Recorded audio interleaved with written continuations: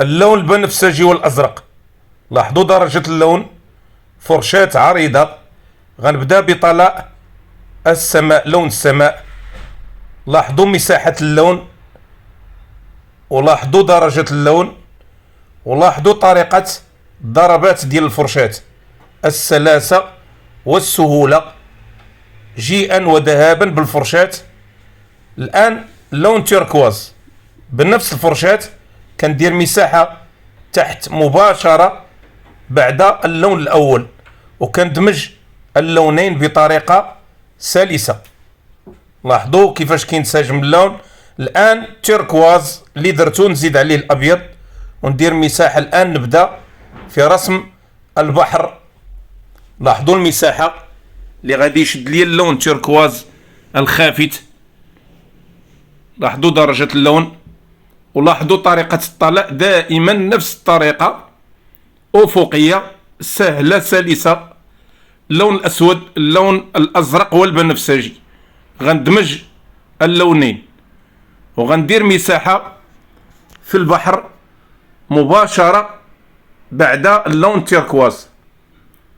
لاحظوا المساحة اللي غيشد ليا نفس اللون، ودائما غندخلو في التيركواز ونبدا ندمج فيه شيئا فشيئا، تقريبا نفس المساحة اللي غيشد ليا اللون. لاحظوا الدرجة ديال اللون. الآن تيركواز مع البنفسجي، يعني خليط ديال التيركواز والبنفسجي كنديرو تحت وكندخلو في اللون الأول اللي درت، ونحاول نحيط باللون الغامق اللي هو لون الظل. كنديرو مساحة محاطة ونعاود تاني نفس الطبقة ديال اللون أسود وبنفسجي وأزرق، ثم نبدا ندمج الآن في الألوان. إلا دمجتهم نعم، ولا ما دمجتهمش ماشي مشكل، لأن الإدماج غيكون من بعد. لاحظوا الطريقة ديال الإدماج، ولاحظوا درجة التيركواز. كنعاود ندير طلاء آخر ديال التيركواز باش نقوي اللون ويدخل اللون في اللون، وتبان يعني المجموعة ديال الألوان متجانسة كما ترون أحبابي. ثم تأطير المنظر اللي هو عبارة عن صخور وجبل على مستوى خط الأفق بطريقة سهلة أحبابي. كيف ما كتشوفوا التأطير جميل. وانتظروا مني إن شاء الله حلقة خاصة بالتأطير تحت طلب العديد من أحبابي. لاحظوا طريقة التأطير. السلام عليكم ورحمة الله وبركاته. تحية طيبة إلى كل متتبعي الكرام. بالحب نلتقي وعلى الفن نجتمع. اليوم إن شاء الله كيفية رسم الصخور في المنظر الطبيعي بطريقة احترافية كما العادة. فشدوا معي الرحال وتابعوا معي.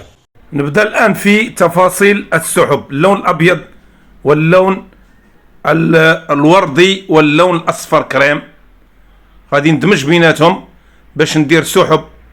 لاحظوا الطريقة ديال توزيع السحب، وشوفوا درجة اللون والفرشاة والطريقة ديال الضربات. لاحظوا أحبابي الضربات خفيفة جدا، يعني أضع اللون ثم أسترسل فيه. لاحظوا الضربات هنا بطريقة سهلة، لأن الضربات هنا ديال السحب غتكون مختلفة شيئا ما غاديش نكتل اللون بقدر ما غادي ندمجو.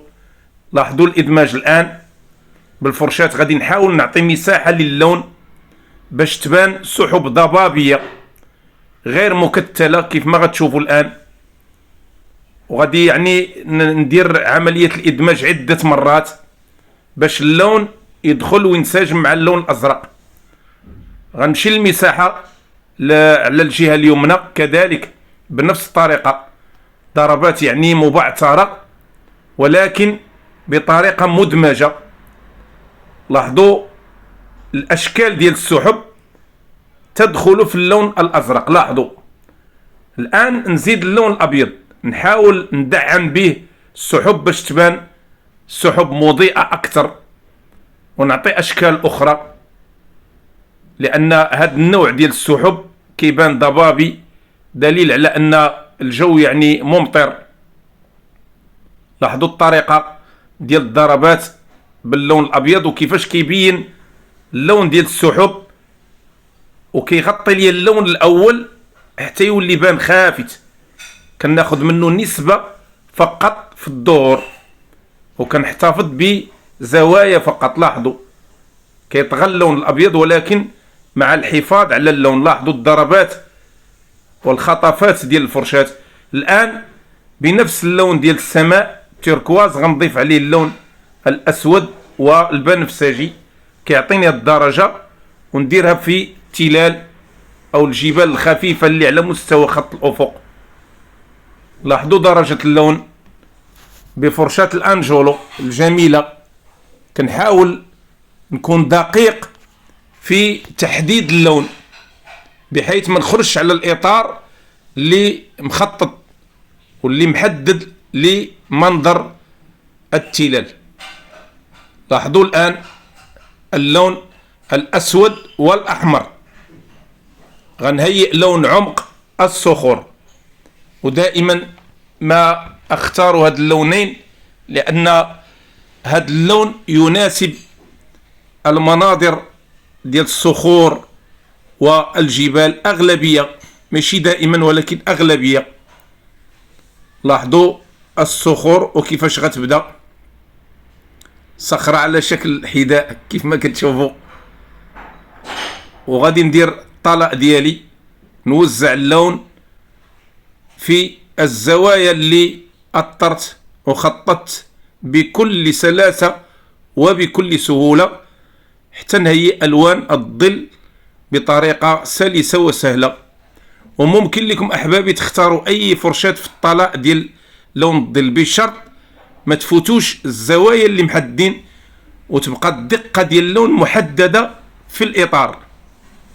لاحظوا درجة اللون. الآن اللون الأزرق مركز مع اللون اللي درته في السماء، وندير سحب جديدة نوزعها كتعطيني يعني الضبابية وتعطيني يعني النوع ديال السحب في السماء اللي كتبان يعني غامقة، تدل على يعني وقت ممطر.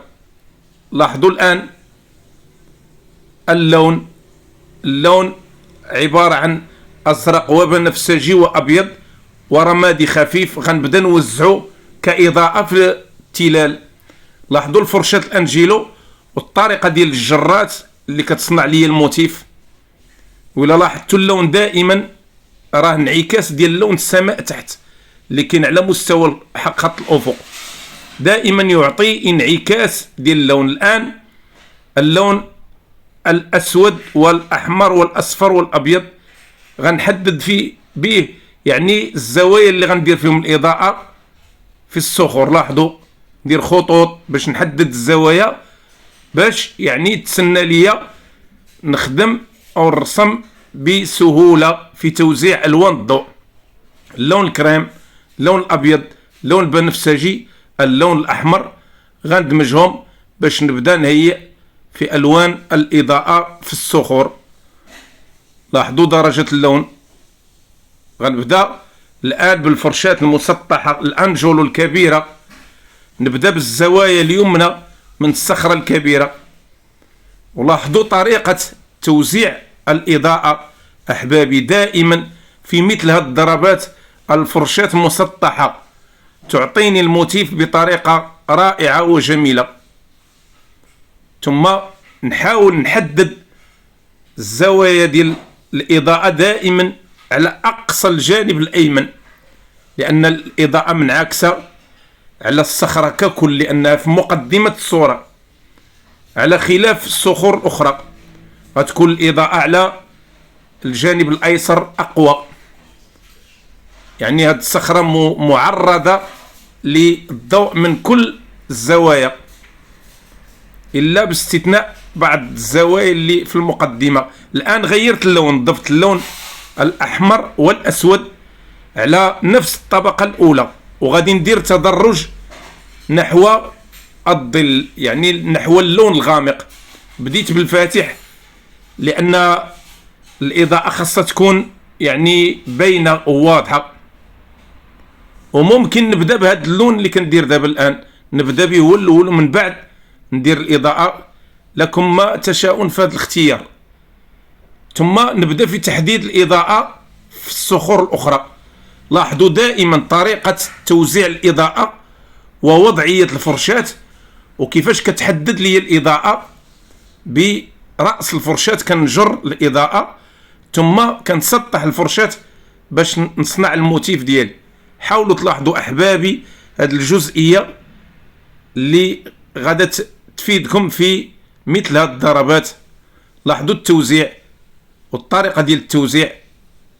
كنحاول نعطي اللون ثم نسطح الفرشاه، نعطي اللون براس الفرشاه لان هناك زاويه ضيقه، ثم نسطح الفرشاه باش ندير الموتيف.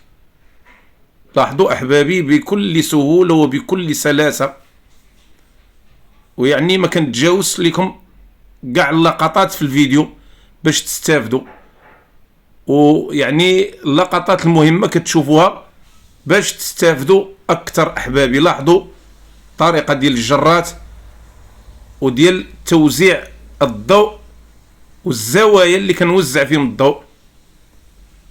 ولاحظوا درجه اللون الان، لان هاد الدرجه غادي نتبعها درجه اخرى باش تعطيني الاضاءه. هي هذه الان اللون الابيض مع اللون الاول اللي شفتو احبابي. نبدا نعطي الان في الاضاءه في الصخور على كل جزء ضربته في الاول. غنعاود يعني نعطيه اللون من الجانب، اللون الابيض واللون البني الخفيف. لاحظوا توزيع اللون ولاحظوا الخطوط الدقيقه اللي كنحاول نحددها في الجوانب ديال الصخره وما تبقى من الصخور. وبنفس الطريقه اللي درت في الاول، الا انني كنحتاط هنا في اللون الابيض باش دائما يبقى معزول وعاطي الاضاءه للضربات ديال الالوان الاولى. وكل سلسله ديال الالوان تبقى تبان بوحدها كيف ما كتشوفوا احبابي، ولكن اللون الابيض كيبان مضيء اكثر وقوي اكثر. لاحظوا دائما كنحاول ندير لون قوي كيعطي الاضاءه والانعكاس في المنظر كيف ما كتشوفوا احبابي بكل سلاسه وسهوله. نزيد ندعم اللون مره اخرى. لاحظوا كندخل باللون شيئا فشيئا باش يقوى اللون ويعطي اضاءه قويه بنفس الفرشاه دائما وبسلاسه، ونتحكم في الفرشاه بطريقه دقيقه.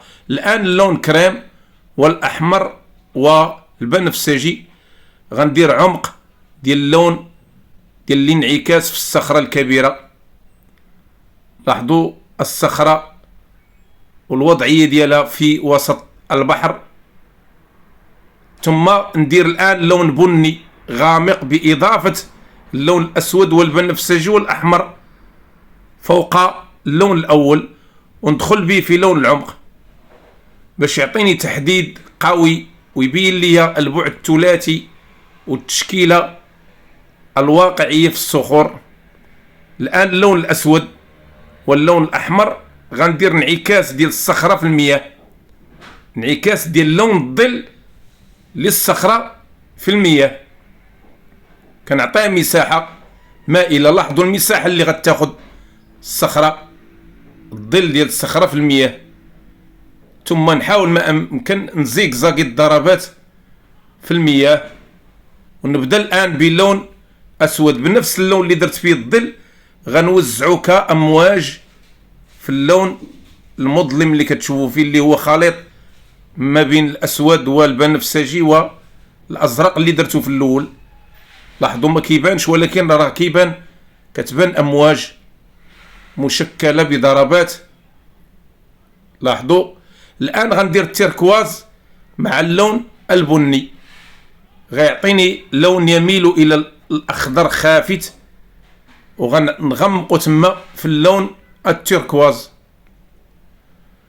غنوزعو كامواج كذلك أولى للون الظل هنا، ثم نزيد باللون إلى ما تبقى من البحر حتى المستوى خط الأفق. الآن اللون البنفسجي والأزرق والأبيض غنبدا في الإضاءة الآن ديال البحر وفرشاة المروحة. لاحظوا الخطوط الأفقية المموجة اللي غادا تصنع لي أمواج وإضاءة في البحر.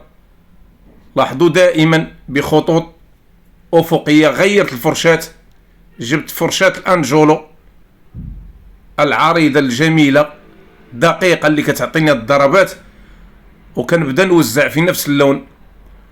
وكيف ما قلت راه اللون البنفسجي والأزرق والأبيض. لاحظوا الدرجة دائما كتنبثق من الألوان ديال المنظر الطبيعي اللي شفتو أحبابي، وكنبدا نوزع في ضربات من هنا وهناك على المنطقة السوداء بنفس اللون.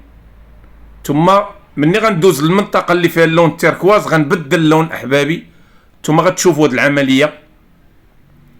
لاحظوا التوزيع ديال اللون، كندخل في ظل الصخرة بضربات خفيفة دائما بطريقة رائعة وجميلة. الآن اللون التيركواز مع الأبيض غنبدا نوزع في هذا اللون في المنطقة اللي فيها اللون التيركواز. لاحظوا الدرجة ديال اللون دائما مضيئة شيئا ما غتعطي إضاءة للون التيركواز لتحت، وبالتالي تبان واحد الإضاءة في لون البحر كيف ما كتشوفوا.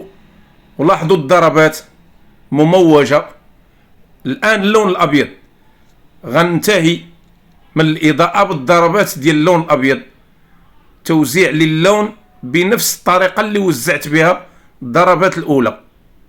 فرشاة الأنجولو غتعطيني ضربات تظهر الانعكاس الضوئي في أمواج البحر كيف ما كتشوفوا.